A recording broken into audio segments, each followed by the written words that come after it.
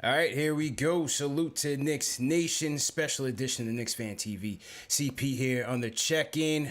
We are one day away from kicking off the second half of the season, so it's time for another edition of Knicks Fans of the Roundtable. Joining me tonight, returning to Knicks Fan TV, it's been a while, Alex Wolfe from the Strickland and Locked On Knicks. Alex, how you doing, man? Welcome back, bro. I am great, man. I'm happy to be back here. You know, it's been so long since I was last on here. I was like the part-time Sunday co-host for a while. It's been a minute, man. It's been a minute. So yeah, that it's been a definitely while. had to bring So you very back. happy to be back. Very happy to be back with Knicks Fan TV and with, you know, the coolest YouTube channel on the planet. Yeah, absolutely, man. And then we got special guests in the building from SNY. He goes by Ian Begley during the day. At nighttime, he's Ian from Rockland County. Ian, what's going on, man? Well, welcome back, man. What's going on? CP, what's up, bro? How are you? Yeah, doing all right, man. You know, it's been a rough week. Had a little smoke going on this week. I'll get to that later. But, you know, well, everything is good, all things considered, man. Everything's good. I think I saw something about that. Yeah, a couple issues, Al. You know what I'm saying? A little issue going on, but I'm all right. I got to see if Ian's allowed to talk smack on Max now that he's with SNY instead of, you know, ESPN now. Well, listen, all I'll say is I like the receipts. I guess you kids call them receipts, right? That are flying around. Oh, yeah, we got a lot of Twitter. Yeah. Because all I ask for is consistency from everybody, Mm-hmm. but particularly media members. So 100%. 100%. That's it. Yeah, man. So as we look forward to the kickoff of the second half, obviously trade rumors, man. A lot of people have the trade deadline on their minds. Trade deadline coming up on March 25th. A couple names, you know, the couple consistent names that are being bandied about, Ian. It's the Oladipos, the Lonzos, and so on. What are you hearing as of late? Lonzo, as of a few weeks ago, you know, I was told that the price was still pretty high. And then there was a report more recently that the Pelicans actually weren't open to moving Lonzo. But I have to imagine that if a team offers enough, you can get Lonzo Ball in the trade. The thing about that, though, is if you like him, he's going to be a restricted free agent this summer. So how much are you really going to give up just to get him in your program for a few months and then to hope to re-sign him? I mean, I guess there's some value in that, but I think most teams would say we're just going to wait for the offseason if they want to throw Lonzo Ball a lot of money. And I know at least one person, several people, I should say, in that Knick organization that see the value in adding Lonzo. But like everything else, it depends on the price. My best guess now is you're more likely to see a move to bring on a veteran, maybe boost the offense, maybe a shooter. JJ Redick, I think, is on the radar. So I think that's more likely move, like a Redick type, than, you know, trading a lot for an Oladipo or a bigger name player like that. Yeah, I mean, Al, I don't know what you think, but with Lonzo, with Oladipo, that's my thinking. I don't really want to give up. I don't really want to give up a Kev or a young player or anything for a guy that could potentially be a rental going into the offseason. You just don't know. You know, they're saying Oladipo might want to choose Miami, and I don't know. For that type of player, I think I'd rather wait until free agency if they really want him. Yeah, I guess if you're really serious about Lonzo, sort of to Ian's point, you know, you get the restricted free agent rights there, which is important if you're trying to retain him. You know, you can shield yourself against some other team going crazy with an offer, or, you know, in the case of like if you're the Knicks and you're trying to wait till the summer for Lonzo, you shield yourself from having to give up a huge amount of money to retain him potentially, or to get him, I should say. But, you know, I wouldn't give up a ton. Same goes for Oladipo, who, you know, if he's Miami bound, then why? You know, why even go for him? But I would say, you know, that as with both of them, I wonder if maybe the cost is maybe lower than what we might think. You know, I don't think that people would have thought Derrick Rose would be available for a second round pick and, you know, Dennis Smith Jr. when, you know, there's allegedly sort of a bidding war for him where the Clippers were interested, the Knicks were interested, whatever. So maybe it'll surprise you and the price is lower than you think. But yeah, I'm with you, man. Like, just from the standpoint of would I do it, I wouldn't do it if it costs anything significant, because what's the point, you know? Yeah, I mean, I'd like to just stand pat with what we have, you know, and if there's an offer to be made where the cost is low, certainly look at it. Lonzo might not be a bad option in the offseason, depending on how the draft goes. You know, his 3-point numbers up there. Last 10, he's shooting 40% from three in his last 10. So You're hoping that the shot is real. You know he can facilitate. You know he can defend. So I think I would keep Lonzo move in the back pocket in the offseason, depending on how the draft goes for sure. Ian, what about like a Rozier? That's another name we always hear about. That Rozier for like 3 years, man. Is it finally? Is it real? Well, last year, like before the deadline, I know that Knicks had interest in Rozier. And actually, I think a package with Randall was something that was discussed internally. It's funny to think about that now with the way Randall has played this year. But I think with Rozier, I think it's just about what Charlotte's thinking longer term. I think, more likely there, they do have the log jam in the backcourt. But I think more likely there is Devontae Graham is the player that gets traded. Rozier's played so well recently. And so I think that teams are going to call on him. But I think you would really have to knock Charlotte's socks off, so to speak, to get deep into a conversation on Rozier just because of his age, the way he's played lately. So, I'm sure that teams, again, will call there, but I would expect if there's a move to be made for Charlotte, probably Graham is the first one to be moved. Yeah, I mean, if we're looking at Graham, we had our own Graham in quickly, man. So I'd rather just see IQ get those minutes. But, with Rozier as well, Charlotte has something to play for. They're right in the mix in terms of the playoff hunt as well. So, and he seems to be a guy that's been, a spark in that offense. So I'm not so sure, Al, if Rozier would be that piece for us. But we need the shooting, man. We definitely need the shooting. Alex, from that standpoint, is there a play that you have on your mind that you feel like could give this roster a spark? Oh man, as far as like a trade player, or I don't know if there's anybody that really leaps out to me. I guess maybe if you're talking about guys, I guess the Hornets are very popular as far as this is concerned. If you could pry Malik Monk from them, although the whole reason you want him is because he's playing well lately, so I doubt that they're going to be lining up to trade him. But he could be a guy that could potentially provide things that the Knicks need. Shooting, a little bit of extra ball handling. And same deal as with Lonzo, although you're dealing with this with Frank now too this offseason. He's a restricted free agent. So if you really like him, that Kentucky connection is shining through, all that, you get a chance to re-sign him on your terms in the offseason rather than having to go crazy with a restricted free agent bid. So maybe a guy I'd look into. But, I think if you're doing that, I wouldn't do it just in a vacuum. Like I would do that if there was a situation where you were trading out, say, a Burks for some other asset and then giving up a small asset in return to get Monk, sort of get a little younger, get someone who's maybe more part of the long-term future.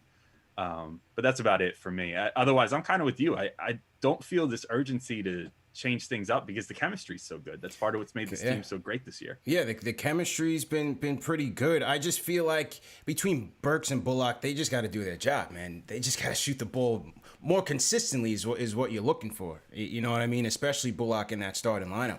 You want him to be able to get those threes off in volume and really be a spark in the offense. Despite Julius's prowess and getting the team together and being an excellent playmaker, the offense is still near the bottom of the league. Yeah, definitely. Yeah, I mean, you find no arguments from me there. Yeah. And then speaking of the front office, Ian, your own Weitzman had written that piece in the Post, giving us inside look into the Knicks front office yesterday. I thought it was a great piece. I also had him on the show earlier today. We did a podcast. Ian, I'll start with you. What were your takeaways from that article? Yeah, interesting. Good reporting by your own. Tip my hat to him. I mean, as a reporter covering the Knicks, you always hate when a competitor gets a good story. That was a good one. And, I think that the interesting thing for me is, we kind of talked about in the offseason how some people in the organization wanted to win now. And he reported that Thibodeau had some of those win now moves in mind. And then there were factions who wanted to slow play it. And clearly those factions won out, and it's worked out well so far. And so I guess now, today, this story to me matters only if, like, Julius Randle reads that line about Tom Thibodeau not being fully sold on him before he started to work with him in those mini camps, and he gets upset about it. Or RJ Barrett or Mitchell Robinson see the line about Thibodeau, like, looking to trade those guys for veterans or being open to that idea, and they get upset about it, right? Because the only impact here is if it impacts relationships within the organization. Is it going to do that? Yeah. I don't know. You've seen it happen with plenty of teams in the past where something gets reported and people get upset.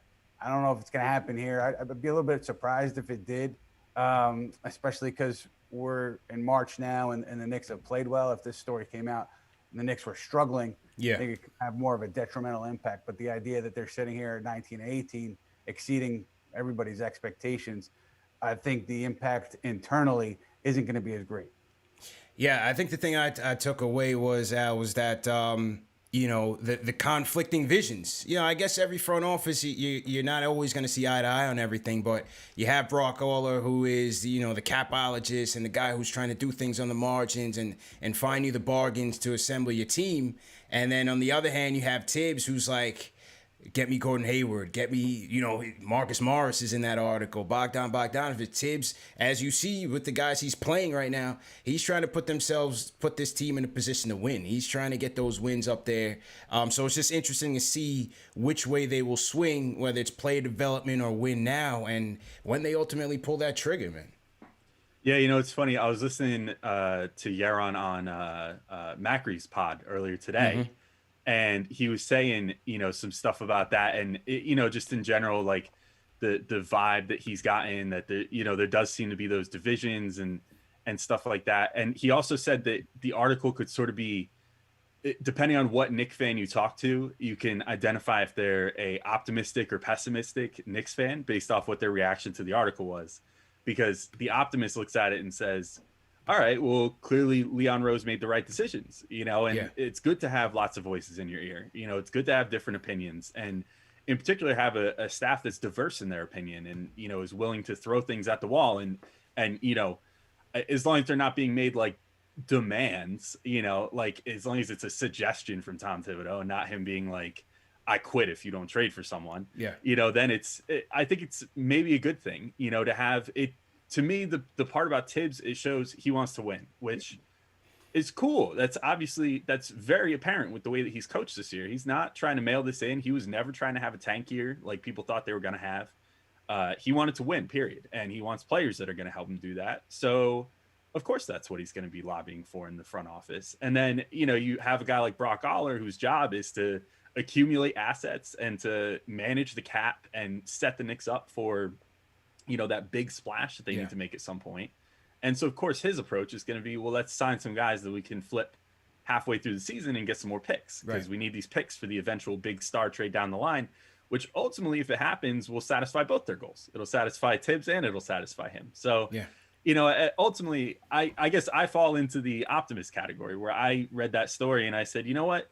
On the surface, you might look at this and say like, oh, tension, but what workplace is there not tension? Ultimately it is, it's a workplace, they're going to have difference of opinion, and Rose is the boss. And so as long as Rose is making the right decisions, he's got a pass for me, at least until he screws up the first time. Yeah, same here, man. Honeymoon phase is still in place, man. But I thought another takeaway from that was Worldwide West. You got another look into who Worldwide West was, the influence he had on the Quickly pick, some of his character as well. It's just interesting. But I just, it seems like West is really that number 2 guy, man. What do you make of that? And when you look at a guy like a Scott Perry, where does he fit into that situation?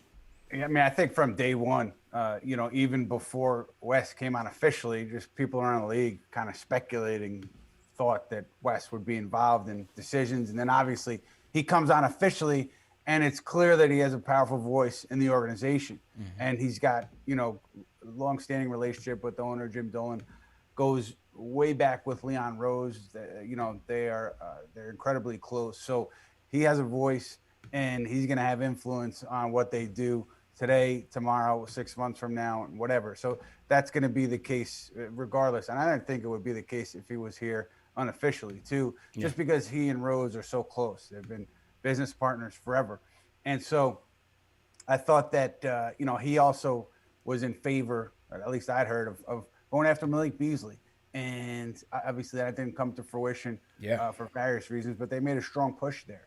So you look at Wes, and then if you want to project forward, you can look at the guys coming out of Kentucky or guys who have played at Kentucky, as Jerome pointed out in that article, as players who could be on the Knicks radar because of the connections there between Wes and the program. But there's no doubt he's got a heavy influence. And with regards to Scott Perry, anytime you're on a one-year deal, there's going to be questions about your future. But everything that I'd heard was that the working relationship has been solid with Perry and Rose in the new group, and I think that they appreciate where Perry had brought the Knicks in terms of the cap situation and the future first round draft picks. I mean, listen, nobody's going to argue, at least I would never argue that the Porzingis trade leading up to free agency in 2019 was a good move, because if it was a good move, David Fizdale would still be here, Steve Mills would still be here. But they did set themselves up for future flexibility. I think Leon and his group appreciate that. So I don't think it's out of the question that Scott Perry actually returns next year in this role or a different role. Very interesting indeed. So to everybody in the chat, once again, hit that thumbs up button for you boys. CP, Ian Begley, Alex Wolfe here on the mid-season report. In 20 minutes, these guys are going to go head-to-head in a trivia contest. And we have a link in the chat right now. Click on that link and predict your winner. If you predict the right winner, those of you that predict the correct winner will enter into a drawing. I'm giving away a $50 NBA store gift card. I'm feeling generous tonight. I'm giving away a $50 NBA store gift card to one lucky fan tonight. So make sure you guys click on the link. It's going around in the chat. It's pinned to the top of the chat. Predict who you think is going to win tonight's trivia contest. Ian Begley, Alex Wolfe. And we'll see who comes out the winner tonight. Let's go to the phone. Can I vote for Ian and stack the deck here? You gotta vote for Ian. Go ahead, Ian. $50 gift card. I want to click the link. Hey, go ahead, man. Bet on yourself. If you're a better man, go ahead and bet on yourself. The link is in the chat, man. No worries. Ian's trying to do the wholesome thing and bet for himself, and I'm trying to rig it like my Tim Donaghy over here. All right, let's hear it for the people, man. Will from LI. Will, how you feeling, bro? Hey, what's going on, CP, Ian Begley, Alex? How you guys doing this evening?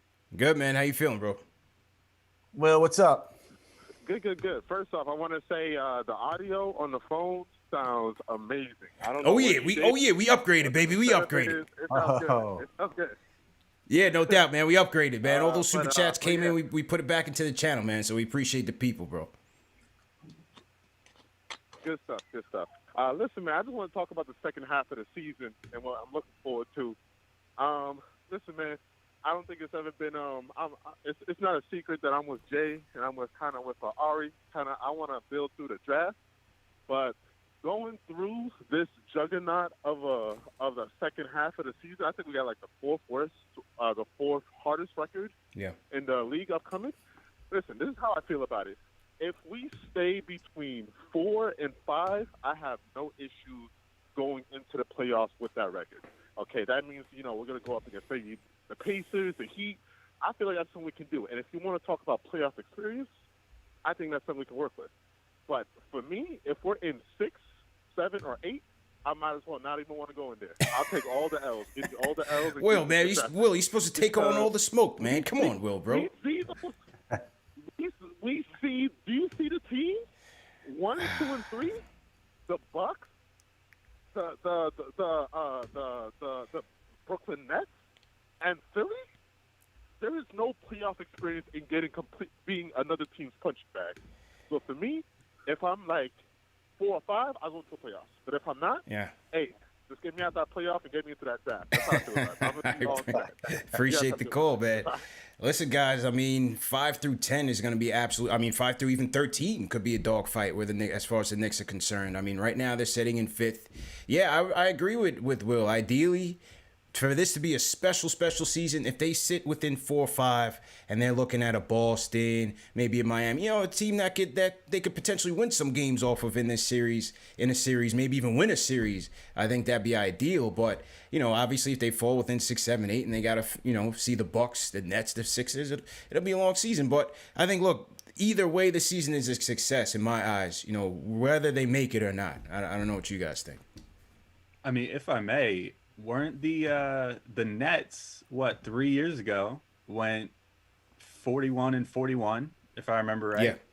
Came in as the 6th seed and got walloped by the Sixers in the first round. I think they stole one game off them in game 1 and then lost 4 straight in very dramatic fashion. So look at what happened to them. A year later, they signed Durant and Irving.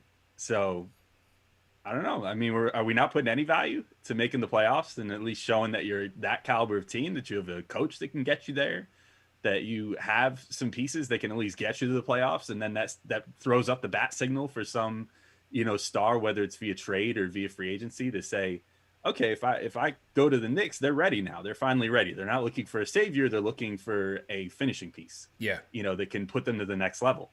And that's how I look at it. So that's why I don't really care about getting walloped in the first round if you got to face the Sixers, the Bucks, or the Nets. It would sting a little with the Nets, but it is what it is. It's fine.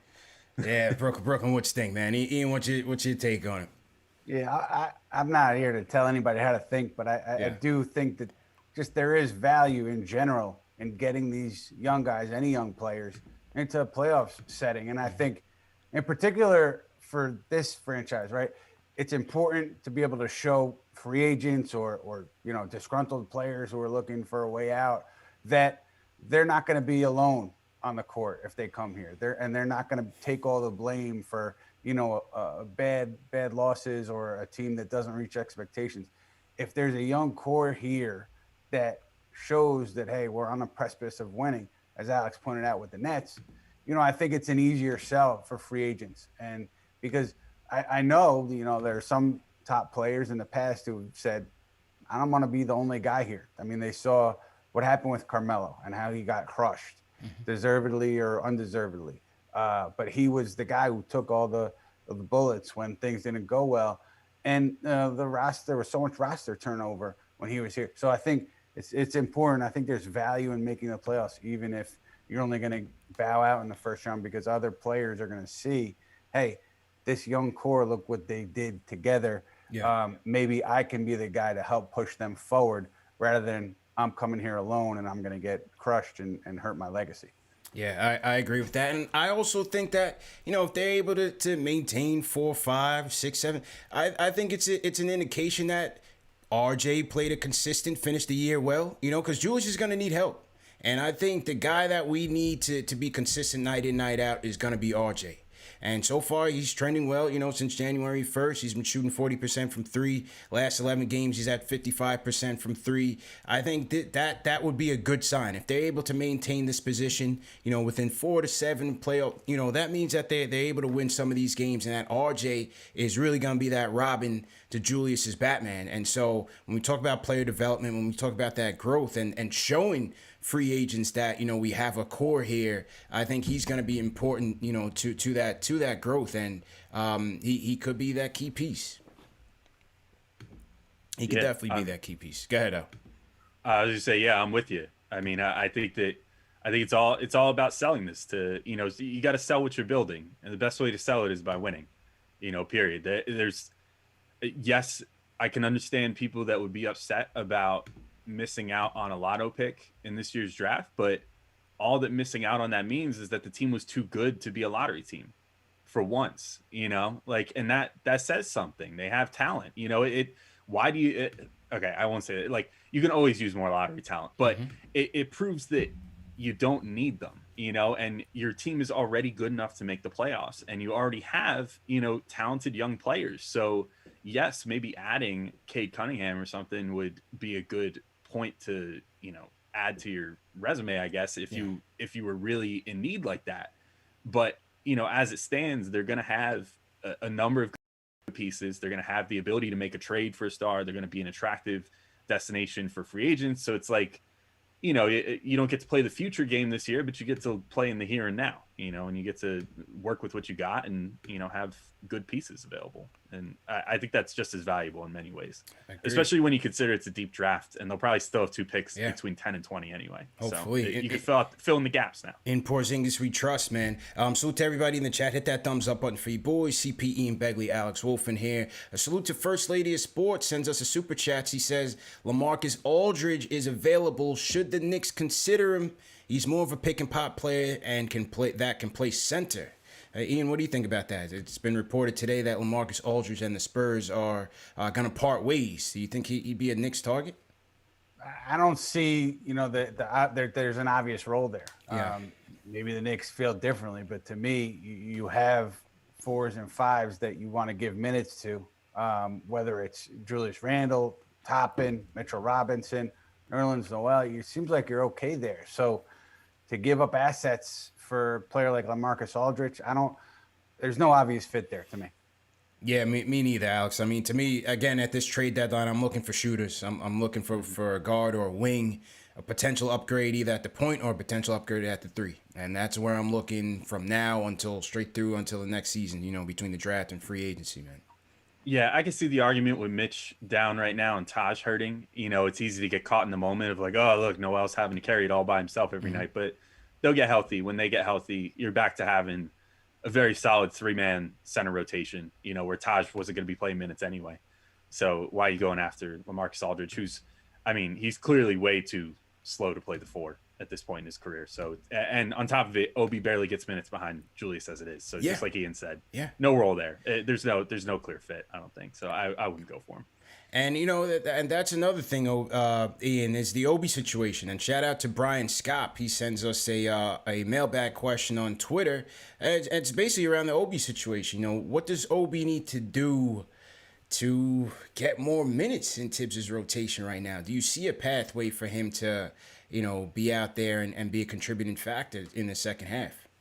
I mean, barring like injury where Tibbs is going to go to smaller lineups, I don't see his role expanding significantly because, Julius Randle's playing like an all-star ahead of him. And, Tom Thibodeau has referred to Randle as the Knicks engine, and it's been obvious why he would say that because they've leaned on him to do so much. So Randle playing at a Toppin, such an important role with this Knicks team. I don't think Toppin's role is going to expand again unless there's injury and then Tibbs goes with smaller lineups or, Randle gets hurt and then Toppin has to slide in and play more minutes. But organically, I don't see it happening. Yeah, I don't see it either, man. It's been frustrating. You want to see your brand new draft pick out there contributing and running and gunning and throwing alleys down and whatnot out, but it's been a struggle for Obi thus far, man. Can't really get into a groove. This half court style of offense is not really conducive to his skill sets. What's been your overall observations of Obi in this first half? Yeah, we actually we had a good piece on the Strickland about this week from Benji Ritholtz, and it was, he looked at Obi's game so far just to take sort of an assessment, and I agree with a lot of what he said in the post.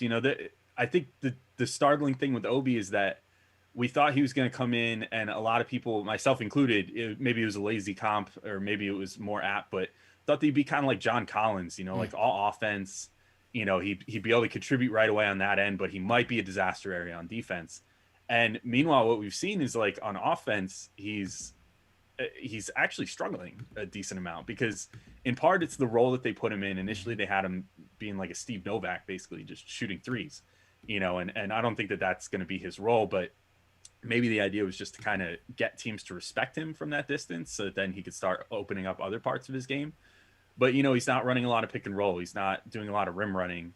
Now that Rose has come in, he's at least looking backdoor for him a little more than like Rivers was, for example. So he's getting some of those backdoor cuts for dunks and stuff like that. But all in all, like his offense is a work in progress. On defense, though, he's been pretty good. I'm not going to go ahead and say that like he's on a Mitchell Robinson or Nerlens Noel, trajectory or something. But as far as rim protection and being able to play center, but the numbers bear out that he's been a pretty good defender at the rim this year. It wasn't as bad as I think a lot of people predicted, especially coming out of Dayton. I don't think his defense has been that bad. It's the offense has been frustrating. The big thing that I think carried over from his scouting report was the fact that laterally he's not great. He still gets beat on the perimeter if guys have the ability to just blow by him.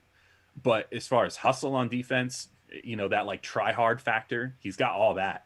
And the verticality at the rim, I think, makes up for the fact that he doesn't have a lot of strength in the lower body and whatever to kind of get in guys' way. So I've been digging it so far. I think it's worth being patient. And if you want to watch a Knicks rookie go out and light it up every single night, just watch Quickly. Just be patient with Toppin. Just pretend Quickly got drafted 8 and Toppin got drafted 25th, and it'll all make sense.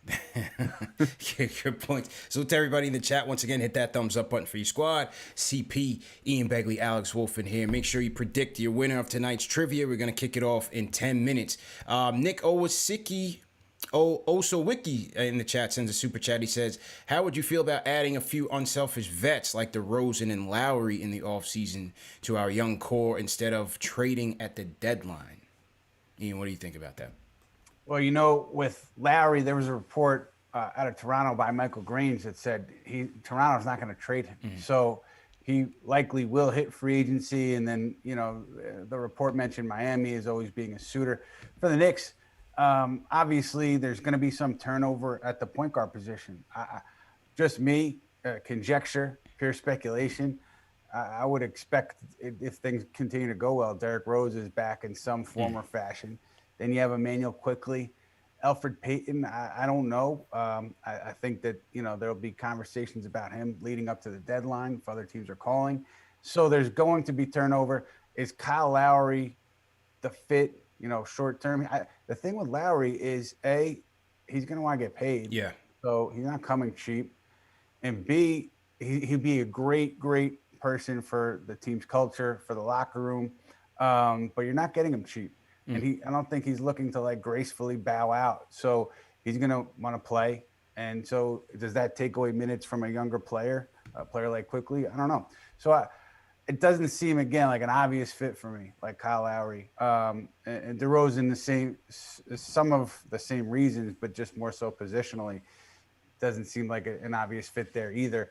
I think, you know, if they get to free agency, the Knicks, and they don't hit on like any young players that they may be targeting, I wouldn't be surprised if they went the same route that they did this past summer, trying to weaponize that cap space, gain assets in taking on unwanted deals and continuing to push forward that way.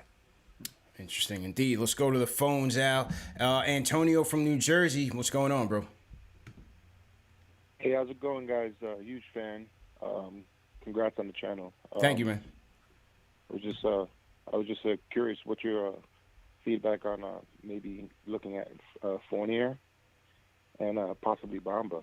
I know you were mentioning when Robinson comes back, but I don't know, just to have him on the bench. What do you think? Yeah, I think Fournier would definitely be an intriguing pickup, man. More so than Bamba, in my opinion. You know, somebody out there in the wing that can score. Looks like could Orlando be sellers? You know, Vucevic's name has been brought up. Terrence Ross is another name that people like, but I think, you know, it could a Vucevic deal, Ian, maybe trigger, you know, a sell-off, and maybe if Fournier shakes loose. What do you think?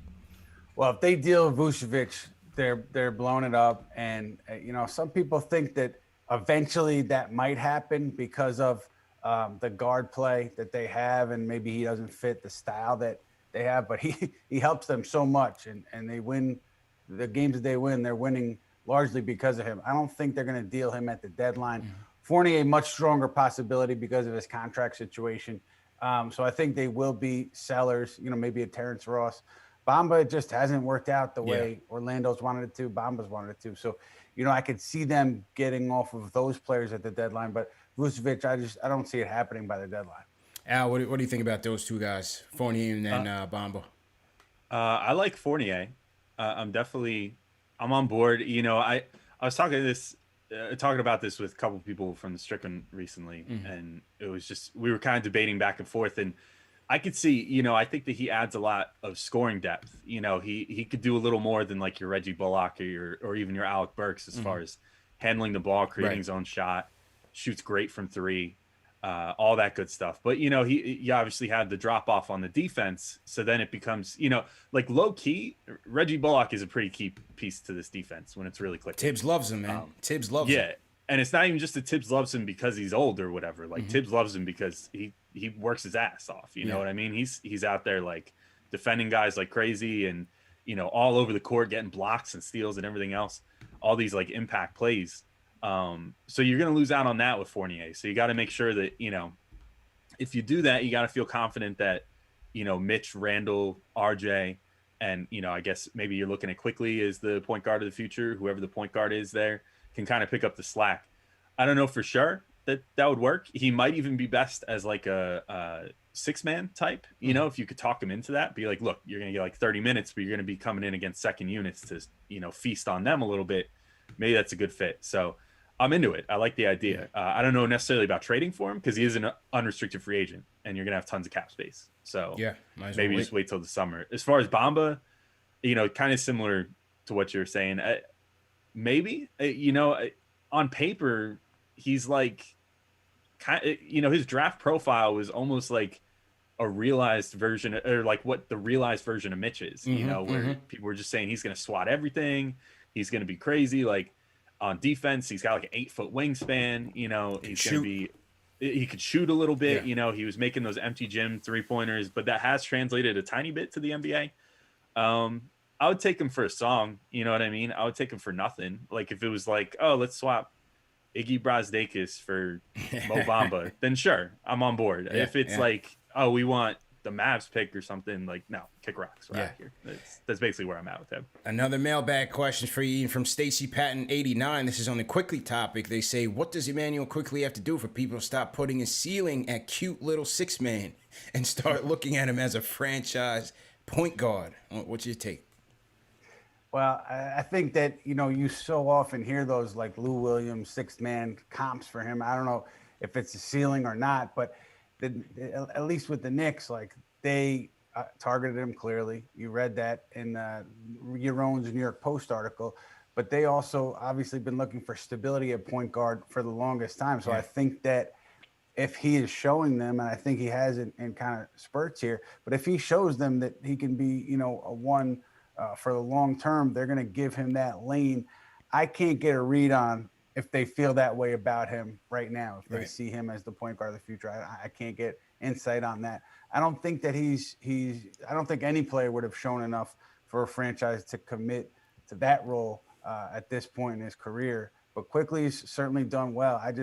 I think it's more likely that at least in the near term future, they continue to have, other guards in the backcourt to either complement Quickly or maybe even start ahead of him. But certainly if he continues to play like this, he's going to continue to make the case to be a guard for this team in long-term future, starting guard. Yeah, I definitely think it's been hard to tell, what the future lies for him as far as, being the starting point guard or coming off the bench or what. But you could certainly see the positives that Rose has had on him, being in those lineups together and moving Quickly more in an off-ball position, man. Because I think we really need Quickly's 3-point shot more than anything. And so to be able to kind of take that pressure off him and be able to draw some attention away from the defense so that Quickly can get freed up in space and be able to shoot that three has been beneficial. At the same time, Quickly's been a dynamo with the ball in his hands as well, Al. So it's going to be interesting to see, but I'm glad we got him, man. 25th pick in the draft, and he's been a steal so far.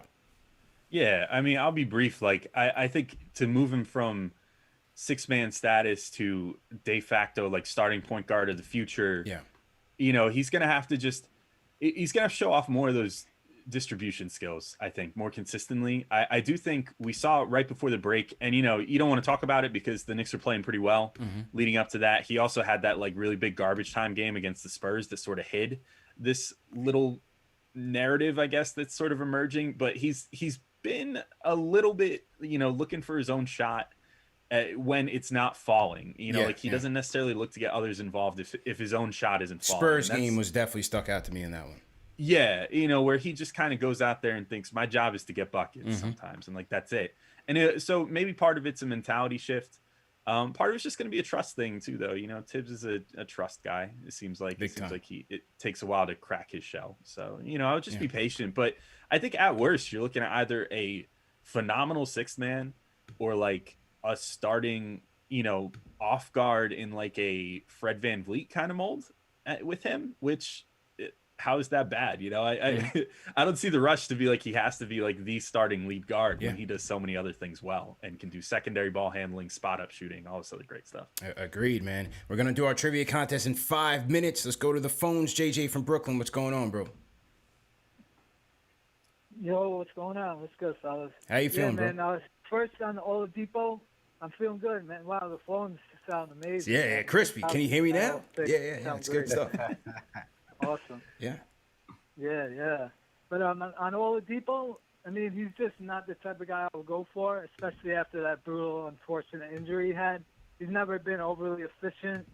him and RJ, I'm just not a fan. Both guys who aren't great shooters. I know RJ's three-point shot has improved, which is awesome to see. But, his shot's going to come and go. Oladipo's never been a great shooter. He lost some athleticism after injury. Who knows if it comes back. I just don't like that pairing. And then you're going to have to give up picks. Then you're going to have to pay him. So I'd rather go for Alonzo Ball. Even him, you're going to have to give up a lot and then pay him. But I love Lonzo Ball, the way he's improved his three-point shot. He switched his form defensively after point guards like Ben Simmons and Drew Holiday. He's a great defender, Lonzo Ball. But I would still just wait for the off season, try and get Alonzo Ball or a guy like Norman Powell, who's an absolute bucket, if they don't sign him and he gets the free agency this year. But also on the I get that some people are like, oh, we're finally going to be a decent now and, the best draft in a while. And I get that. But, for us, I think it would be cool to get in. I mean, you don't want to face the Nets in the first round. That would stink to, us, potentially get swept by them. Yeah. But it's going to, I know some people may not want to hear this, but some people may want to hear it, but there's still a good chance we end up in the lottery.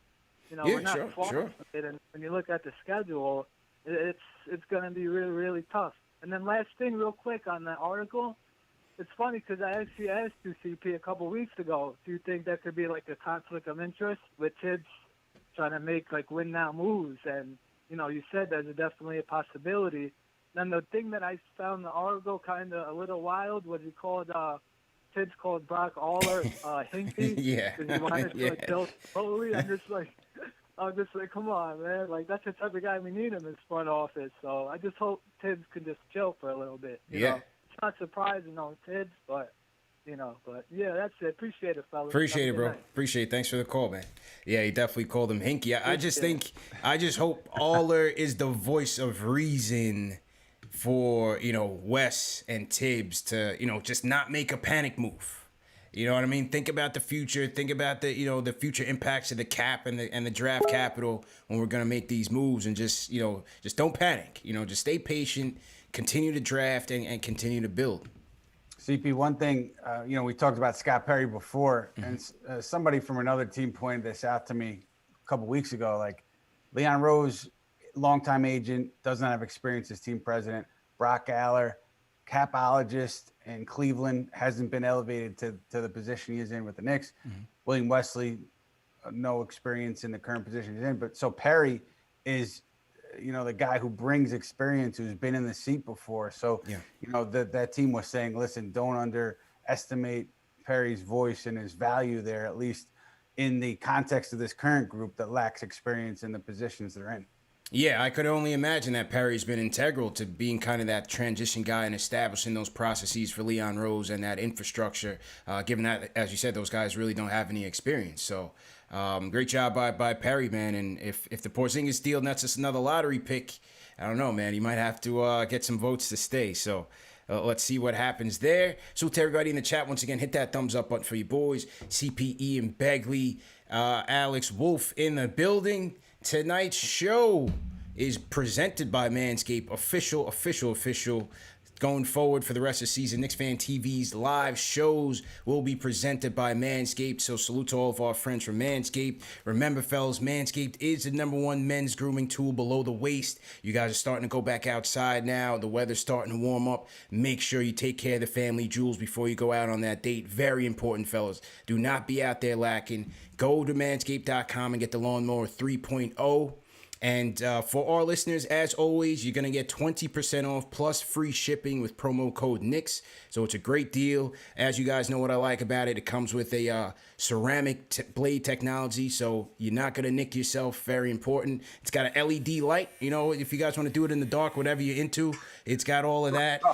Great battery time. It's wireless. Very durable and waterproof. So this is the go-to right here, fellas. Remember, before you go back outside, take care of everything. And I'm going to take care of you guys. 20% off plus free shipping with promo code Knicks.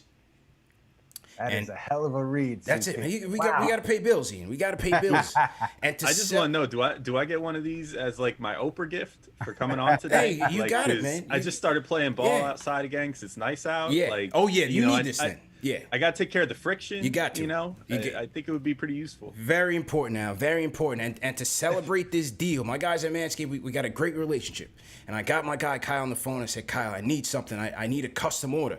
He said, CP, what do you need? I said, I need the smallest one you have, package it up with a magnifying glass, and we're going to send it to Bristol, Connecticut.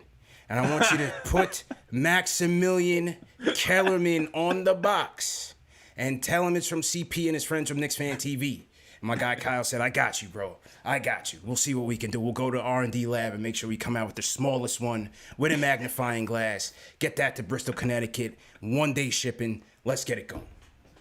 CP, was there round 2? What happened? Listen, man, they pulled an old foot trick on me, Ian. They pulled an old foot trick on me. I was in there round 2. We were ready to go. We're talking about Ether and takeover. Then all of a sudden they want to complain that my audio's not working. Well, you heard the callers. We got a brand new mixing board. The callers are good. The audio's A1, crispy, record level setup. And then all of a sudden I cut out. They cut out, man. They pulled the old foot trick on me and then claimed that I'm running some sort of basement setup here. You know, they try to go in on me a little bit, Ian. They try to go in on me. So round 3, I'm showing no mercy, man. Is there going to be a round 3? There will be a round 3. Trust and believe there will be a round 3, and that's it. That's it, man. I love it. Yeah, that's it. No holds barred, fellas. No holds barred. 100%. Salute to everybody in the chat once again. Hit that thumbs up button for you boys. All right, here we go. We're going to kick off our trivia contest. Dave, make sure you lock off the entries. No more entries. Let's lock it off. And Dave, do me a favor, just highlight everyone who's submitted so far successfully, and then we'll run the drawing after the contest. So Ian and Alex have been prepped. We're going to have 5 questions with the multiple choice of A, B, and C. And once again, whoever you guys predicted to win, those fans will be entered into a drawing for a $50 NBA store gift card. All right, fellas, let me know when you guys are ready to go. So you're just telling us the questions. Yeah, I'm gonna run the questions for you. Run the questions for you. Yeah. You could, if you have the video up, you'll be able to see it as well. All right, so let me know when you guys are ready to go. Good to go. All right, fellas, here we go. Wait, Dave's pinging me right now. Okay. All right, here we go. First question, fellas. Who holds the record for the most consecutive free throws made in Knicks history? Is it A, Courtney Lee, B, Kiki Vandeweghe, or C, Allen Houston? When do you want me to hold it up? And right, as soon as possible. Answers, please.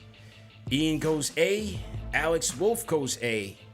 The correct answer is A, Courtney Lee. Good job, fellas. All right. All right. That was an easy one. That was the one thing we got to write about at the end of a miserable season. Memorable. You could thank Clyde and Breen for that one. No doubt. I definitely remember that. Constantly reminding us as well, for sure. Okay. So now we got to throw in a monkey wrench here. Number 2. How many playoff appearances have the Knicks had in the 1980s? How many playoff appearances did the Knicks have in the 1980s? Is it A5? Is it B8? Or is it C6? Ooh, yeah. See, they thought we were gonna go easy on them. Ian's going with C, and Alex is going with C. What does the audience say? Well, here it is. The answer. The answer is C. Whoa. Oh, a good guess. 6 playoff appearances. All right, so it's 2-2. Here we go. Question number 4. John Starks has the most made 3-point field goal attempts in Knicks history. Who has second most? Is it A, Carmelo Anthony, B, Allen Houston, or C, Bill Bradley?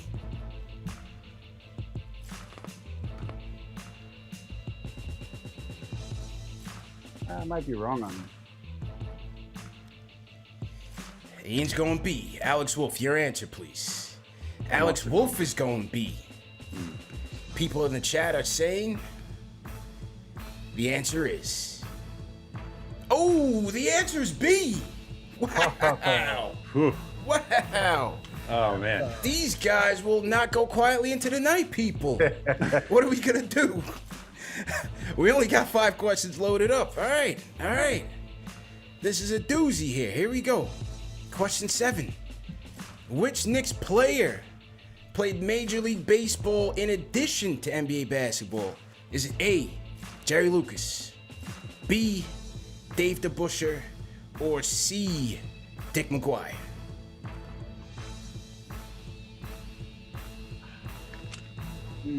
I don't know. This is another guess. Oof. This is a guess. Alex is going C, and Ian is going B.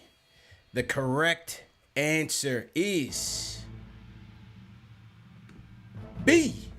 Dave DeBusschere, folks. Yes, he was a pitcher, I believe, for the Chicago White Sox. I You know know what my that- rationale was with that? Yeah. I thought the Busher would be too tall. His strike zone would be huge.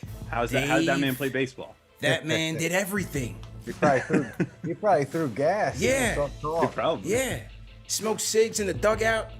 You know, coach the Pistons, smoked cigs on the bench. Dave DeBusschere was the man. You know, rest in peace. So our winner, ladies and gentlemen, in a doozy, it's Ian Begley. Whoa, where's question 5?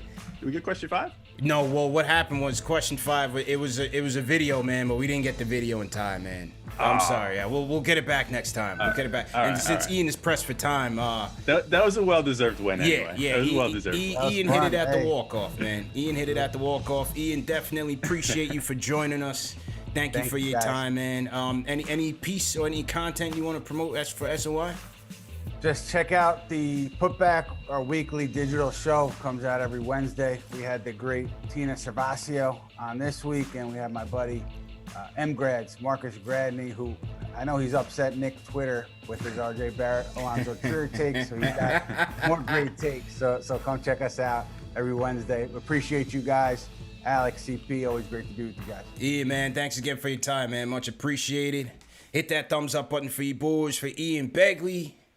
Al, you fought, man. You fought valiantly, bro. You know, you hung tight. You hung in there tight, man. It went to the last question. What more could you ask I gave for? it a shot. You know, I tried my common sense argument. It just didn't work. Yeah, You know, yeah. it just...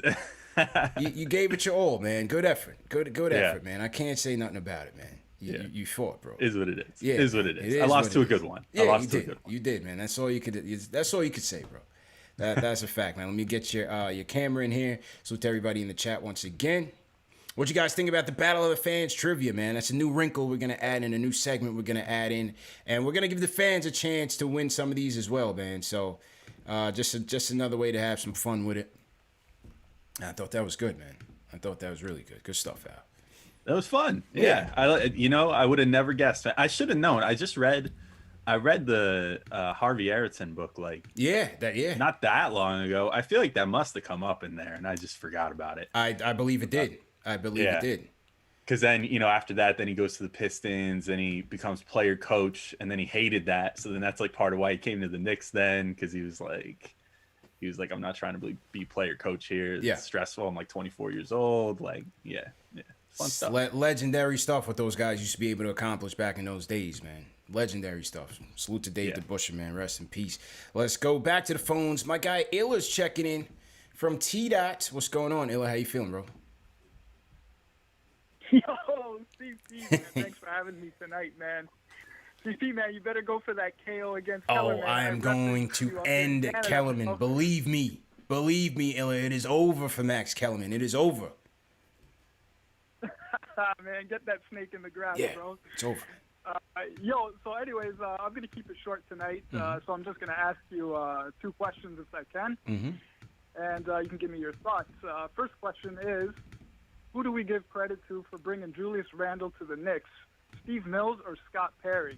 And my second question is, now that we are heading to the second half of the season, and we shouldn't automatically think just because we are currently 5th seed that we're going to make the playoffs, because things can get better, or as you know, things can get things can turn around for the worst. So my question is, despite what happens starting Thursday and the rest of the season, do we give Scott Perry a contract extension, or do you think they move on from him? Your thoughts. Thanks for having me. Appreciate the call, man. Appreciate the call. I think, on the Randall thing, you don't really know, right? I guess it was a team decision, right? I don't really know what the brain trust was thinking, Al. Get Ian back on the line. Yeah, we needed Ian back on the line for that one, man. 'Cause I'm not really sure, I'm not really sure, man.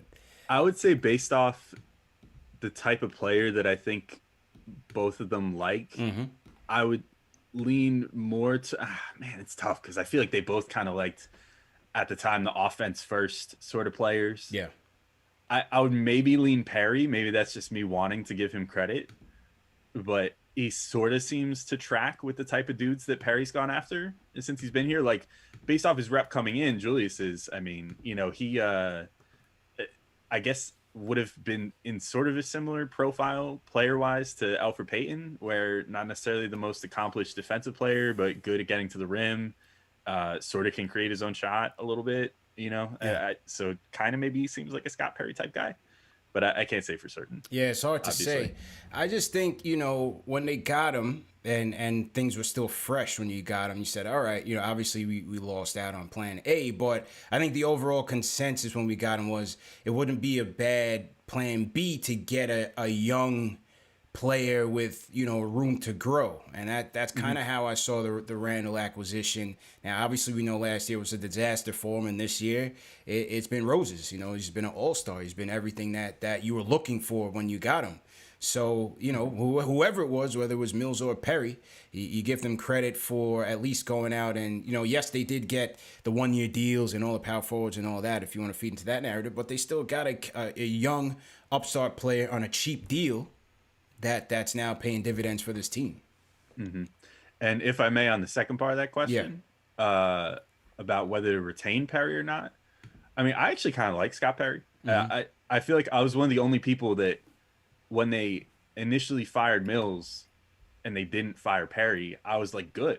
I think that's a good move because I actually like Perry. I think he's a well-connected dude. He's well-respected in the NBA. And, ultimately when they made the Rose hire, I said, yeah, okay, this makes sense. Cause it was sort of like Ian was alluding to this before. And it was in the story, in the post, like, Perry has NBA front office experience, and most of this front office right now has NBA relationship experience, but not front office experience. So I kind of like keeping him around for a little longer. I do wonder though, maybe you could give your take on this, but there was that sort of media blitz like 2 weeks ago where it seemed like 3 or 4 different guys on the Knicks beat wrote stories about like, oh, the unsung hero of the Knicks being so good, Scott Perry, blah, blah, blah. Like, here's a list of his accomplishments and how good he is. that almost felt like a plant from the Knicks where they were trying to sow the seeds for him to get another job. Yeah. And just throwing his resume out there, right? Exactly. Like that kind of felt like that. But I can't say for certain, but that's sort of the impression I get. And then maybe he'll be more open to opportunities this offseason.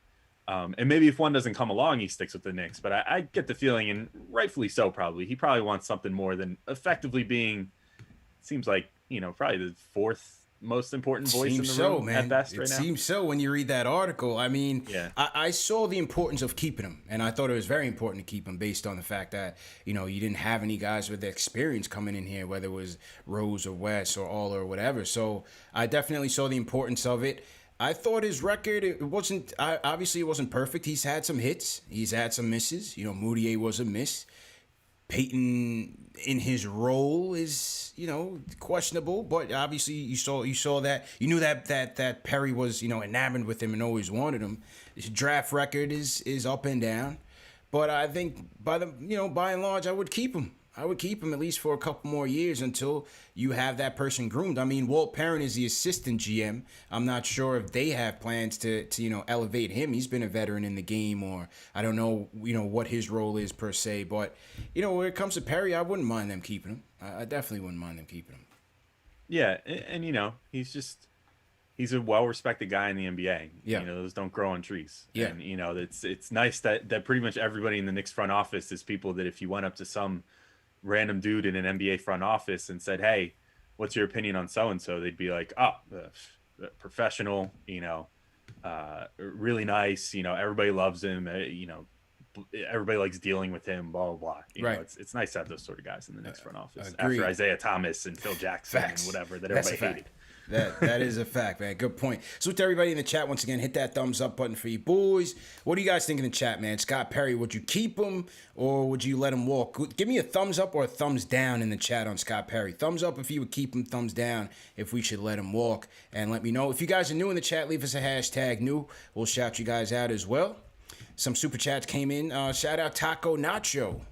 Good name. He said, hey, Ian, we need shooting. I think Oladipo will be cheap. Do you think we make a move by the deadline and for who? JJR, I think JJ Redick, I think he's old. Yeah, I don't know, man. I think Redick has lost his fastball. Oladipo, I'm definitely not interested in trading for, free agency. The way I look at the Oladipo thing, I was like, you have another inefficient shooter, another inefficient scorer in that lineup if you get him. And then let's say you plan to sign him long term, you're really going to bank on, him and RJ. I don't know, man. I still think we need a true dynamo at the 3, and I'm willing to hold out until we actually get one. That's the thing. I think people look at the counting stats on Oladipo sometimes and get a little starry-eyed based off where he's at presently. You know, you could look back, whatever, it's already over 3 years ago now when he was a legit MVP candidate almost. Right. And you could say, wow, look at his numbers then. And yeah, they were great then, but the thing is, he's putting up kind of similar counting stats now, but on way worse efficiency. I mean, his percentage is just terrible, and I don't really want that kind of energy here. I would prefer RJ, who knows, RJ's been pretty good about, if he doesn't have it going, he lets it go at about 10 shots. Yeah. And he says, okay, it's time to start distributing, or right. only taking wide open shots. Yeah.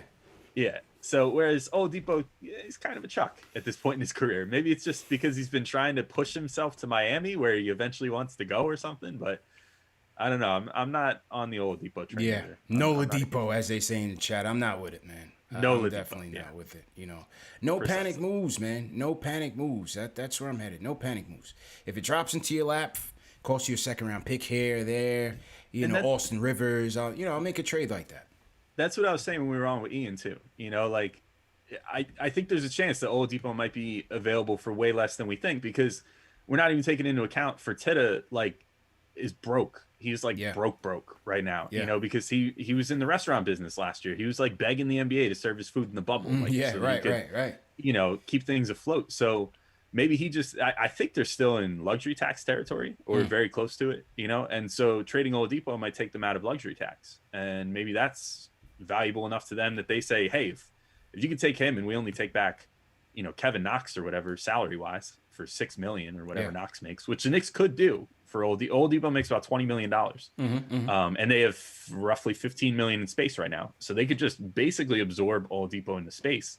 Maybe that's worth it to the Rockets. And they say, hey, just give us Kevin Knox. And, I'm not in love with divorcing ourselves from Knox without seeing what he is fully, but that's the moves that I could get behind, but that's about as far as I'd go. That or a second round pick. Agreed. Shout out to Money Mark S. He says, question for Bagels. Ian left, guys. Sorry, but we'll do our best to answer. He says, what does he think is Frank's role with the team for the second half of the year and potentially next year? I see Frank as a good defensive and chemistry piece. Salute to KFTV. Salute to Money Mark for always supporting.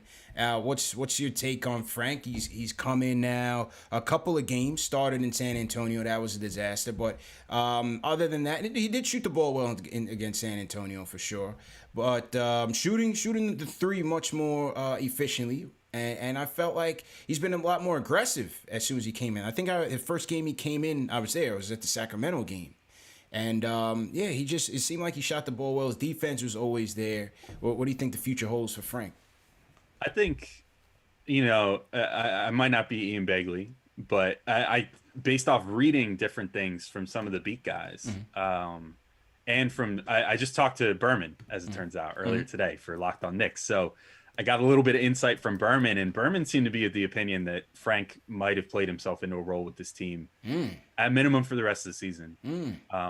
Because we were kind of talking trades with him and stuff, and he was like, yeah, if this was a couple months ago, they might have traded Frank or whatever. And then sort of just slid in there. Like, but I think that they see the value in Frank, even if he's out of the rotation initially. When everybody gets healthy, I think they see the utility in him as a player, and this, that, and the other. So there's that. And then in Ian's writing, not to speak for Ian, but in a lot of his writing lately, he was one of the first ones to drop a nugget in there a few weeks ago about like, hey, maybe Frank's not totally out of the rotation yet. And then lo and behold, like a week or two later, Frank ends up getting back in the rotation. So I think maybe there's a chance that Frank's sticking around. Hopefully long term, because I've really liked what I've seen from him. I have to this point. I agree. I have. And again, the defensive effort has definitely been there, and he hasn't been gun shy. And that was one of my biggest concerns with him. I don't think he's ever really going to be that aggressive, drilling into the paint type of dude. But at least, let it fly, man, and stop being scared to shoot. Let that thing go. That free throw line extended mid range that he has, similar to RJ. Let those go when you coming off the curls, from Taj, the curl screens and things of that nature.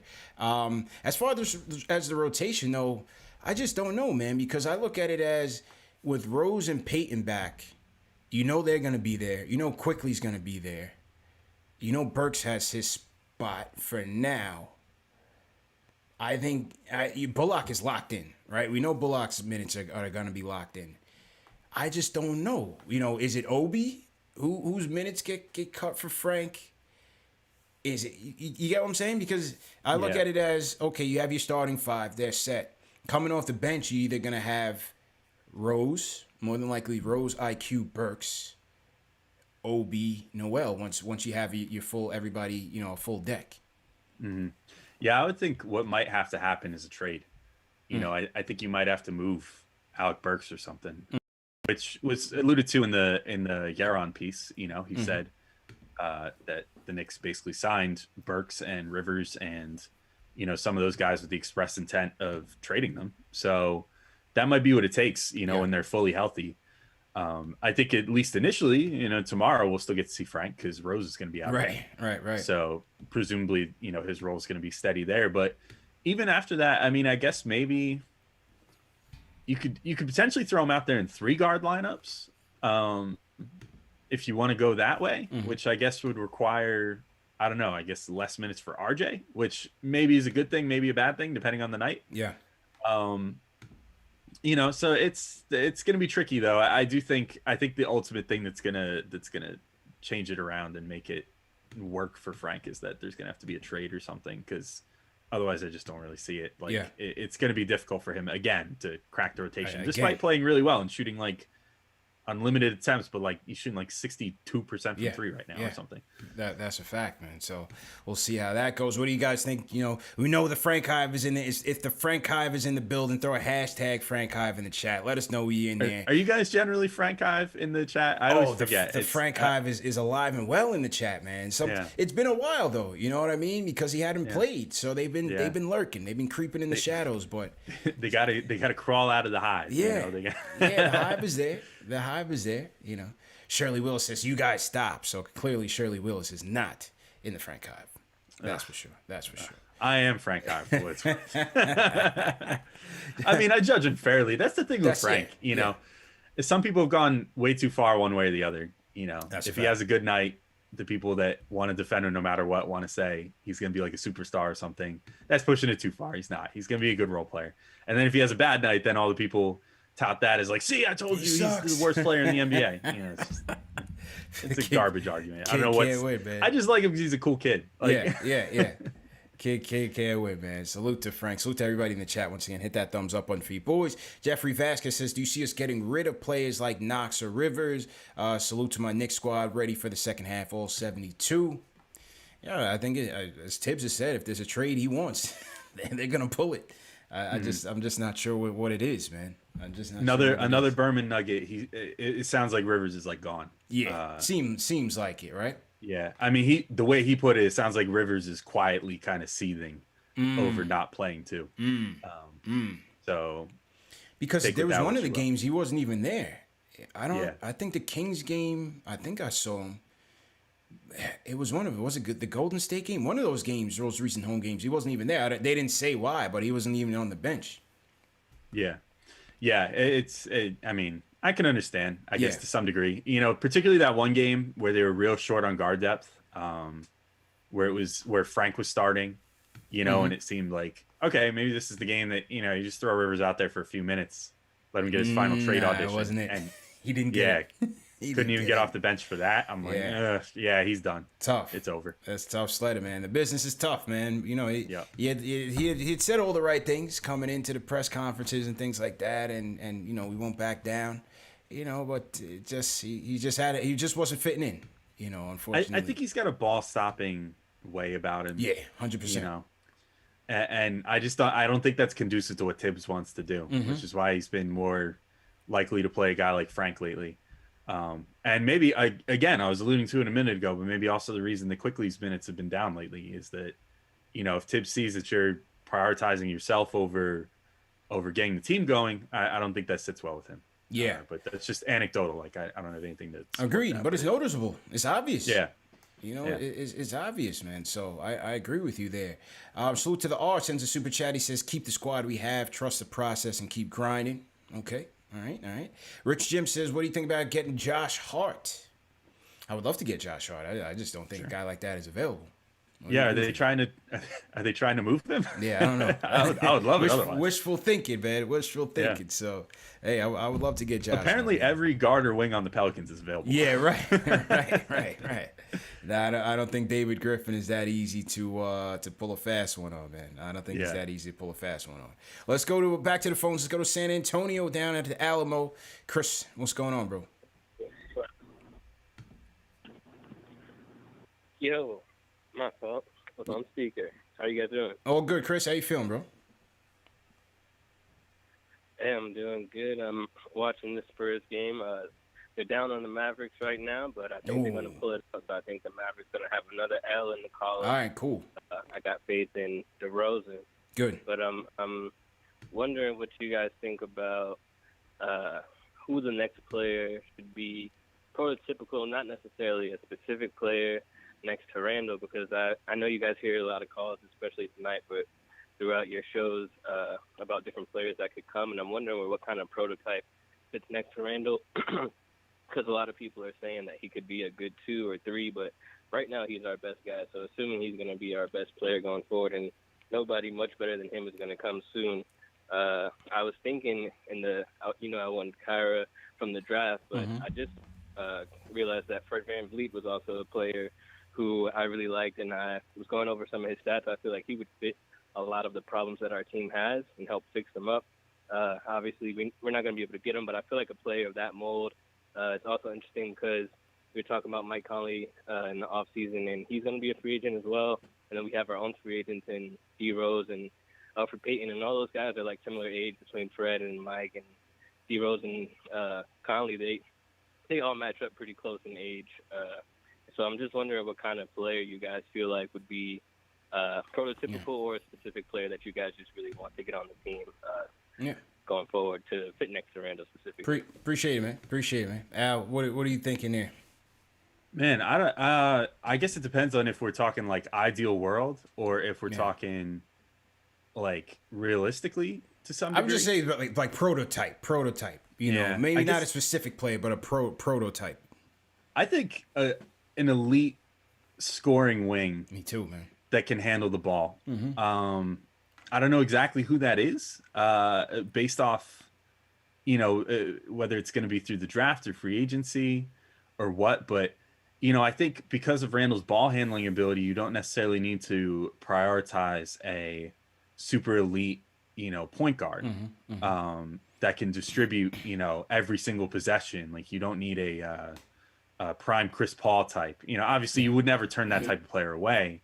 And there's more than one type of player that can fit with Randall. But I think if you got a player, I guess, honestly, it stings to say, but if I was going to pick one player that's probably the ideal archetype for who I'd want playing next to Randall as like a second star, granted this would make the player better than him, but I would say Kevin Durant. Yeah, I was just I knew you were going to say that. I think that he'd be the guy because, Durant, he can play the 3.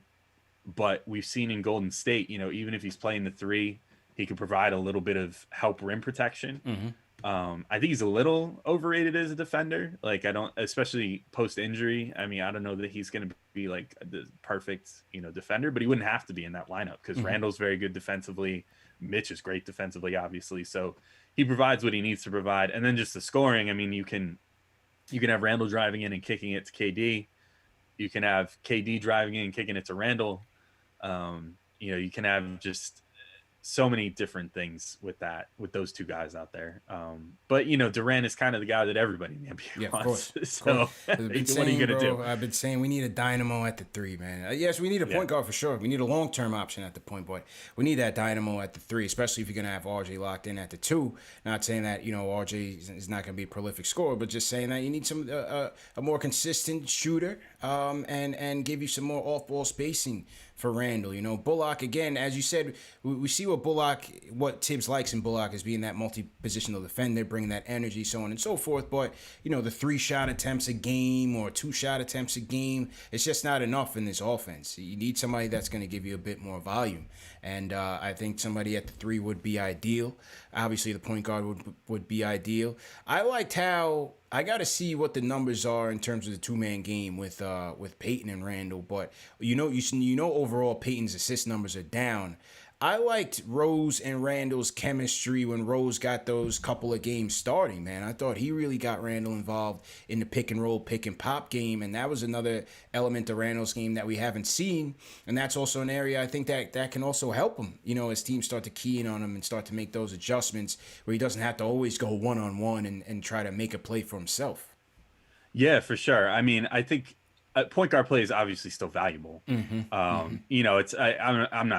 I just think if I had a choice between, trying to think like I wouldn't throw Steph out there, but because Steph I think is different. Steph is like a 1-2 guard hybrid. He just runs all over and shoots from everywhere. That's totally different. But if I guess would Lillard be like the prototypical point guard after that? Yeah, you think? And Dallas for sure.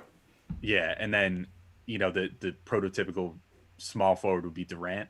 Like I think that Lillard, like a bit of what he can give you with 2 players like Durant and Randall, or I don't know. I got to scale down this Durant thing. This sounds very pipe dream. But like we're talking prototype. Not realistic. If you can get an elite scoring wing, I think that's harder to find than a point guard. That's to like be a scoring point guard. Like. The Knicks already got one. I mean, in a way, they have quickly already. And they just got him at the 25th pick in the draft. Granted, he was a steal, but those sort of guys I think are a little easier to find that can score and distribute some from the 1. More so than like an elite wing like a Durant or I don't know, even like Brandon Ingram. Who's maybe not quite as good this year as he was last year, but Ingram's still a very good player, very talented at scoring the basketball, and that's hard to find, from a tall dude like that. Agreed, man. So to everybody in the chat, once again, hit that thumbs up button for you boys. CP and Alex Wolfe on the check-in. Oh, we gotta do our giveaway, man. We gotta do our giveaway here. What's going on? Somebody in the chat going off? Yeah, I've seen a couple in there. One was like, he really said Randall's good at defense. Randall is good at defense this year, man. Watch the games. I've liked his effort. Good on defense. Yeah, I've liked Julius on the defensive end this year. I've liked him on the defensive absolutely. End. And then saw another one said Wolf setting everybody up for the letdown. I'm like, oh man, this is what I didn't want to do. Welcome back, Alex. Welcome back, man. Oh man, it's just tough love from the chat, baby. Tough love from the chat. TM says 25 likes away from 500. Let's get those thumbs up button. Hit those likes. Let's get those likes up. My guy Raw Hebrew Remnant is back in the chat, man. Raw Hebrew, what's going on? Hope all is well. Junior Karoma, how you feeling? Junior sent a super chat. What did he say? Junior super chat said Frank. He is Frank Hive, Alex, and he says we desperately need another shooter. Realistically, who can you see the Knicks really targeting before the deadline? I don't know, man. As I said, I think it could be a name that we're just not thinking about because I just, of the names, the typical. Beal's not realistic. I don't think he's available. I don't think Levine's available. Those don't make any sense. And Oladipo, we've touched on it, at length. I just don't know. Like I said, Terrence Ross, is it Fournier? I don't know, man. Yeah, I feel like someone's going to come out of nowhere. I mean, think about it. We just saw today, LaMarcus Aldridge all of a sudden is parting ways with the Spurs. And it's like, you probably wouldn't have assumed that a few days ago. Although their relationship's always been kind of weird. It Yeah. was so strange. Sorry, not to tangent, but remember, like, he went out of his way to sign there, and it was like this huge thing, homecoming. I'm going to Pop. Like, Aldridge played on Team USA too, right? With Pop as one of the assistants, I think. Pretty sure. And so he knew him and everything. And it seemed like right from the first season there, it seemed like Aldridge. It was always like, Aldridge isn't totally in love with how Pop coaches the team. Blah blah blah. And it's like, man, you had a choice of anywhere, including the Knicks. That's a fact. You chose there. Like, that was your choice. I don't know, you made your bed. You made your bed, bro. That absolutely, man. So good luck to him. We'll see if he ends up with the Brooklyn Ring Chasers or something. You know, that would just be along weird, with Drummond and Blake and give me a break. They'd have final scores like 180 to 172. Give me a break if they have that. Man, garbage, man. Give me a break. Ring chasers, man. All ring chasers out. All ring chasers, man. I don't even fault guys for ring chasing to some degree. I do think though that the NBA, I have no idea how to fix it, but the NBA buyout system is broken in some way. Like, there just needs to be some sort of financial harm put on the teams that pick these dudes up. That literally, like, Blake Griffin could sign a 2-year contract with the Nets at the veterans minimum right now and still make $30 million a year because he got crazy. Bought out for $30 million a year from the Pistons. It's just, I don't know, it's kind of stupid to me. It's cheap, man. It's cheap. Anyway, it's the Pistons too, man. You want to talk about the ugliest cap sheet in basketball? Terrible. Oh my God. Good luck to Jeremy Grant. Yeah, seriously. Good luck it's gonna be him and only him for the next 2 years. Facts. That's all they can afford. Fact. Brian from New Jersey. Brian, how you feeling, bro? Hey, can you guys hear me? Yep, loud and clear, man. We got a new phone system going on, Brandon. We can hear you loud and clear, man. You've been able to hear us the whole show. What's going on, bro? I know. I was gonna talk about Fournier, but this man Antonio took my idea like almost an hour ago. So now I'm here looking like free agency or people. Yeah, I mean, one person I think that's interested is Rudy Gay. If I'm being honest, he's a player who can give you buckets. He plays good team defense. He's not the worst one-on-one defender. And the best thing also, he gets off the books at the end of the year. So players like that, like, there's no need to go for a big name like Victor Oladipo. He's a good player and all. I mean, if it's like a Andre Drummond level package where after I'm talking like a bag of chips and like a Kool-Aid or something like that, then it's worth it. But other than that, no need to go for big names. It's just players who's going to help you right now. Nothing big. Because you get a Rudy Gay with his second-round pick and like Kevin Knox. Well, it's a good question, man. Appreciate the call, Al. What are you thinking of Rudy Gay? You know what's really funny? When I did like a little bit of, parsing through the questions that came in on Twitter to make sure I wouldn't be like totally caught off guard on any of these before we started. And, one of the questions was like, who are some guys you would want to go after potentially in free agency? And Gay was one of the guys I wrote down. If you can get him through trade, maybe go for it. But, he is an unrestricted free agent this summer. I definitely think he's a guy I'd go after. Like, in his late career, I don't know if, I definitely was doing this for a little bit. I was still associating like his early career with him where he was just kind of an inefficient volume scorer and, didn't really have just a very appealing game to help a team win. He was great at putting up individual stats, but that was about it. Yeah. He's really evolved, man. Like some of the on-off numbers for him with San Antonio are staggering. Like I was pretty convinced that the Knicks were going to beat them the other week. Just because Rudy Gay wasn't playing. Because literally when he's out there, he we had a chance. Thought we had a good chance. Yeah, like he affects winning so much for them. I think he's just really settled in like in his latter years of just being like he's got that like old man strength now. So like he plays a very sturdy 4-man now. And can hold his own down on defense. But then for 2, like he's a solid 3-point shooter now.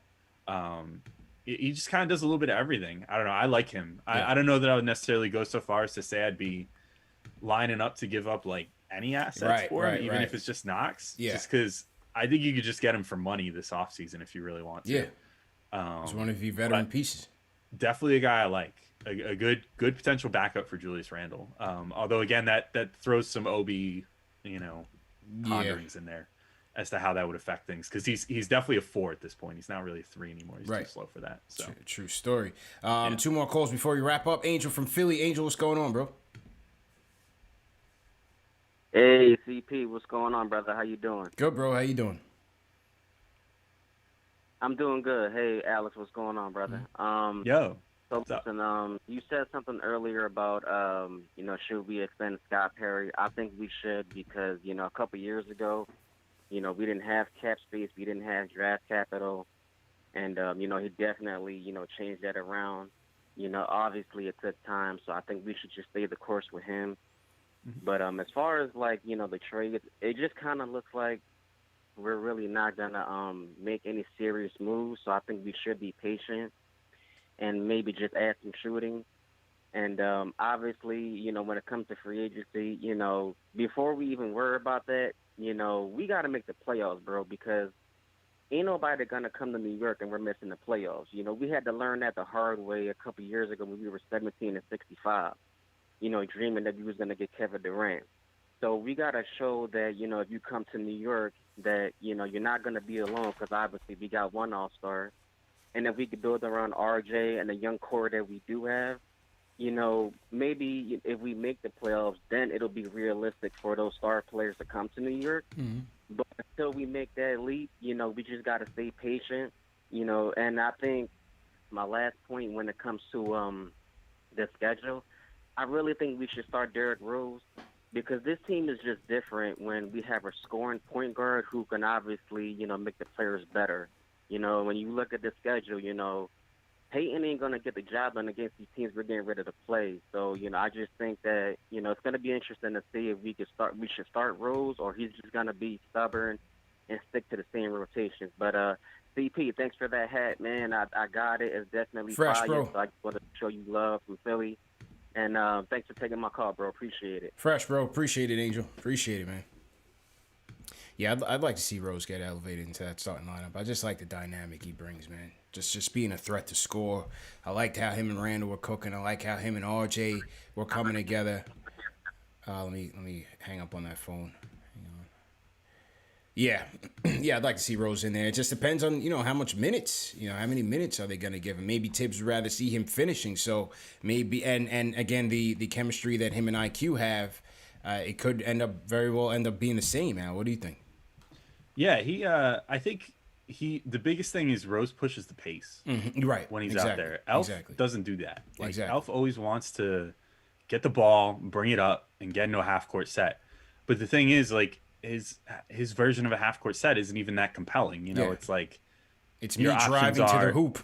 Yeah, you could get to the Elf in theory should want to push all the time because his game is perfect for that. Yeah.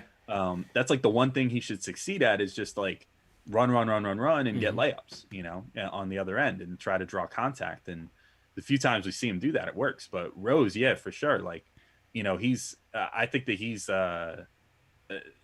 definitely a better fit for the starting lineup. Now that it creates some questions about the backups defense, because then do you move Elf to the bench? And I feel like that doesn't benefit quickly. No. And doesn't really benefit any of the guys there. It doesn't benefit Toppin because he's not a great passer, like a lob passer. It doesn't really benefit Burks because I guess maybe it's fine for Burks. I don't know if he succeeds with Bullock, he could probably succeed with Burks, but it doesn't really work for Noel either, as we've seen recently. Ideally Noel's your backup, and Noel needs picture perfect lobs that are basically in the hoop already. Yeah, right. And that's not really Elf's forte. Yeah. So I don't know. It's like you solve one problem to create another problem. Facts. By moving him. And I hate to 90 I don't like to always sound like a hater on him. You know what I mean? Like on Elf, but it's just kind of the reality. He doesn't provide anything other than the drives. Like we see 4 possessions per game probably where he ends up in the corner all alone. And he's just and when he gets past the ball, and no matter what, it's bad. He's just this is no good. He's either going to drive in and run into traffic because they're packing the paint on him, or he's going to shoot it, which is basically a turnover. I'm sorry, when he shoots a corner 3, it's basically a turnover because seconds. It's just not good. Yeah. Agreed, man. Agreed. Let's wrap this up with the man himself, Ron Cleveland, in the building. Ron, how you doing, bro? Man. He's back. What's going on, CP? What's good, Ron? How you feeling, bro? Mr. Wolfe, I should call you the Teen Wolf. You heard me? Hey, man. Hey, you know what's going on. it's all about these Knickerbockers, man. Yeah. You know, I mean, we fifth in the East. You know, this thing is set up beautifully. Scott Perry, there's no question you keep the guy. I mean, the guy did like the other caller said, he cleaned the cap. He got this thing right. He kept us from having that bad contract called KP. We would have had a bad one right now, CP. 10 Shades of that seconds. Amari deal. It would have been shades of Houston. It would have been shades of Eddie Curry. Just a bad deal. Yeah. Hey, shout out to Scott Perry. Now, my thing is, when I look at the front office, I'm telling you the way this team is set up right now. This thing is set up, ladies and gentlemen, for us to be good, sustainable winning for the next 10 years if they don't mess this thing up. You know what I mean? If they make the right moves, because you got draft picks, you got young players on rookie deals that's going to send Julius Randle, 26 years old. You let this thing cook. In my opinion, you let this thing cook. If you do any kind of trades, you do minimal trades. You go find us a small forward, because that small forward position is our biggest Achilles heel, because you got three guys in that small forward position that I call the three Houdini amigos. You don't know when they're going to show up. They'll pull a disappearing act in a minute with Mr. Alex Burke and Mr. R&B, and I ain't talking about no rhythm and blues. I'm talking Reggie Fuller, and I'm talking about Kevin Knox, who can't get off the pine. So them three guys give us actually nothing. So when I think about it, you stay the course, and I would be a proponent, I'm telling you right now, who would be an absolute perfect piece for this team. Only thing about this guy name I'm going to call is the timeline with his contract, because I want to go big game hunting at the end of the season and go out and get that claw, man, try to get him to bring him here. You know what I mean? But Harrison Barnes would be a perfect fit for this team. Harrison Barnes is only 28 years of age, and the guy is actually scoring about 16, 17 points a game, 6 rebounds, and about 6 assists, somewhere in there, shooting like 40% from three and over 80 from the free throw line. He would be a perfect fit, and his contract every year, it actually de-escalates. It doesn't increase. He would be a perfect timeline, and go get JaVale McGee. Go get JaVale McGee. We need a big body center, because them guys are lightweight. We don't have no big body center. And Taj is, like I said the other night, is a good player, but still, man, we got to make the move. And this is the last thing I got to say, CP. That article coming out talking about the Knicks this and the Knicks that in the Post, I ain't even feeding into that, man, because right now we got a good thing going. I ain't into no negative energy. I don't want us looking at nobody, because that article will have you looking at people's side eye. You know what I mean? We don't need that, man. This thing is running in the right direction. Let's Stay go focused, big buck right? hunting and go knock down them bucks tomorrow night. And I'm out, man. Appreciate y'all it. have a good evening, man. Appreciate it, Rob. Appreciate it, man. Good call. Good to hear from you as always, man. Yeah, Ron had said that that JaVale McGee pickup. I looked at it as an insurance, just in case Mitch doesn't come back. Not knowing what his timetable is. But I think they said today. Tibbs said he wasn't scrimmaging, but his conditioning is all right, or he's running conditioning drills or something. Yeah, I mean, time flies. We're already coming up on the 4-week timetable. Yeah. So it's 4 to 6 weeks. So within the next, 16, 17 days, we should see Mitch again. So I'm not rushing to get another center. I don't know about, to the point there, you're saying, you need JaVale McGee because Mitch and Noel aren't big enough. I think Mitch and Noel have done a perfectly good job on the inside. Noel's done well. Noel's done very well. But he's another guy. He's so real thin, man. You just don't know from an injury standpoint. They're not the best rebounders, I'll say. Policy. Yeah, but Randall picks up the slack there a lot. So and RJ's a good rebounder for his position and stuff like that. So I'm not, I'm not too worried about those two, and about trying to go get other help other than what we already have on the roster for center. But I don't know. That's just my thoughts on the McGee thing. That was the one that stood out to me in that little rant there. I was like, oh, McGee. Right. Of all guys, why is that the guy? I hear it, man. Well, great show. Great show, my guy. Glad to have you back on the show. You, like I said, man, you gave it your all in that trivia contest. It's time for the people to go home a winner. We got to find out who won.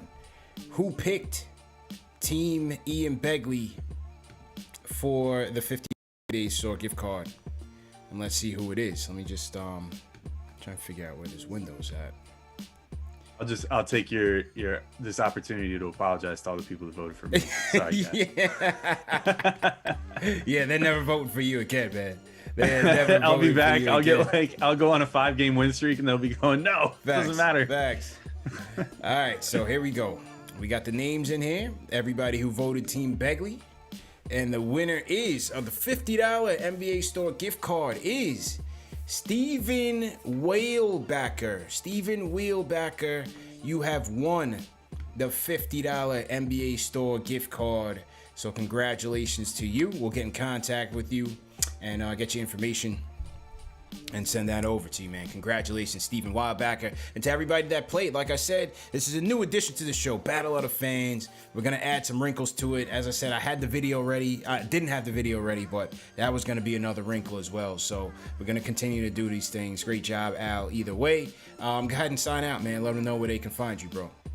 Yeah, you can check me out on Twitter at the Alex Wolfe. You can check out the Strickland, my blog answer to KnicksFanTV, by the fans for the fans. By the fans for the fans. You know, try and do our own thing. At the Strickland on Twitter, the Strick.land in your web browser. Check out Locked On Knicks. That's my more corporate venture. You know, at Locked On Knicks on Twitter, or LockedOnKnicks.com or wherever you get podcasts. And that's it, man. As if that's not enough. But yeah, check out all those places. Check me out on Twitter and all that. And thanks for having me back on, man. This is awesome. Course. I missed the show. I missed Knicks Fan TV Nation, you know? Absolutely, man. Always good to have you on, man. Thanks again for your time. And salute to everybody in the chat once again. Hit that thumbs up button for your squad.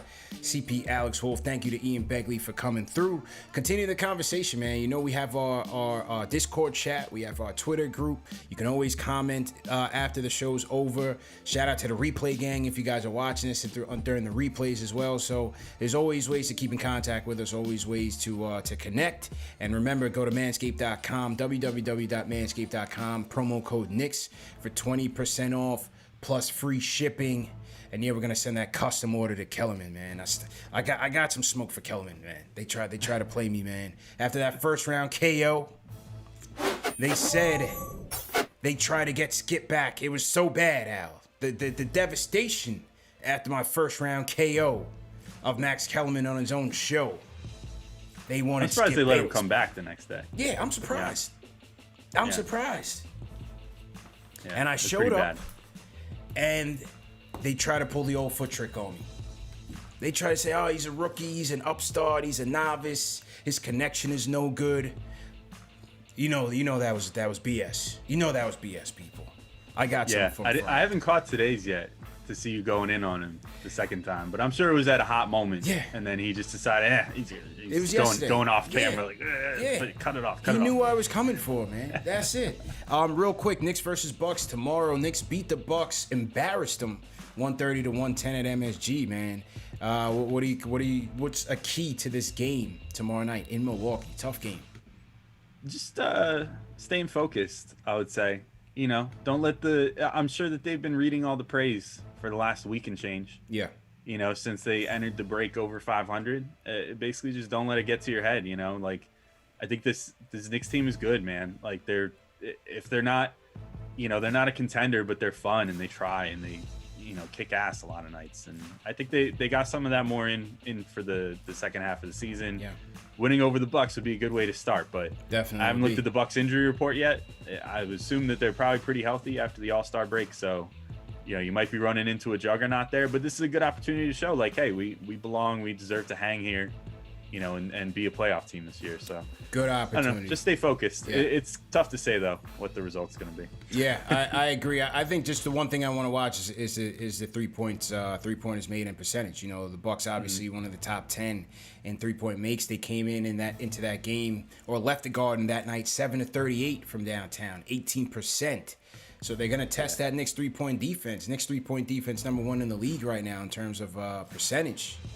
This is another good test for those people that say the clock is ticking. You know, the Knicks are going to regress to the mean. The 3-point defense isn't going to be this good for the whole year. Blah blah blah. Well, all right, here you go. First test out of the All-Star break. Here we go. First test. Yep. And you guys know where to catch us after that. Knicks Post Game Live, #1 show for the fans, by the fans. See you guys tomorrow, man. Al, great show. Salute to all the mods. Thanks for everybody for tuning in. We out of here.